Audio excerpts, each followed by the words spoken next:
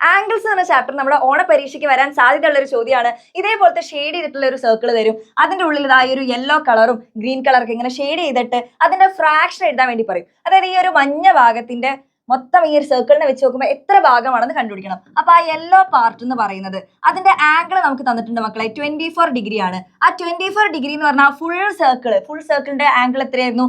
360. ഇനി ഈ ഒരു ഫ്രാക്ഷൻ ഒന്ന് ചെറുതായി കഴിഞ്ഞാൽ നമ്മുടെ ആൻസർ കിട്ടി. അപ്പൊ ഈ 24നെ 360നെയും ചെറുതാക്കാൻ വേണ്ടിയിട്ട് രണ്ട് ഭാഗത്തും നമുക്ക് എന്ത് ചെയ്യാം? 6 കൊണ്ട് ഡിവൈഡ് ചെയ്യാം. രണ്ട് ഭാഗത്തും 6 കൊണ്ട് ഡിവൈഡ് ചെയ്യുമ്പോൾ 24 ഡിവൈഡ് ബൈ 6 നമുക്ക് 4 കിട്ടും.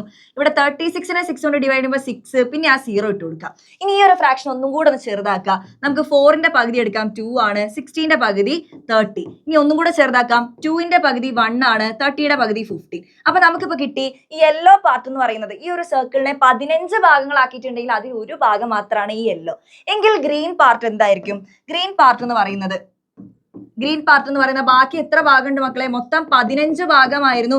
അതിൽ ഒരു ഭാഗം യെല്ലോ കൊണ്ടുപോയെങ്കിൽ ബാക്കിയുള്ള 14 ഭാഗവും ആ ഒരു ഗ്രീൻ പാർട്ടിനെ സൂചിപ്പിക്കുന്നതാണ്. അപ്പൊ ഈ ഒരു ക്വസ്റ്റ്യൻ എന്തായാലും പഠിച്ചിരിക്കണം, ഷുവർ ക്വസ്റ്റ്യൻ ആണ്. അപ്പൊ ഇത് നിങ്ങൾക്ക് ക്ലിയർ ആണെങ്കിൽ ദാ ഇവിടെ ഷെയ്ഡ് ചെയ്തിട്ടുള്ള ഭാഗം 60 ഡിഗ്രി ആണ്. ആ ഒരു 60 ഡിഗ്രി എന്ന് പറയുന്ന ആ ഒരു പാർട്ട് ഈ ഒരു ഫുൾ സർക്കിളിനെ വെച്ച് നോക്കുമ്പോൾ എത്ര ഭാഗമാണ്? അതിന്റെ ഫ്രാക്ഷൻ എന്ത് ചെയ്യുക? കണ്ടുപിടിച്ചിട്ട് കമന്റ് ചെയ്യുക. ഈ ഒരു റീല് മാക്സിമം ഫ്രണ്ട്സിലേക്ക് കൊടുക്കുക.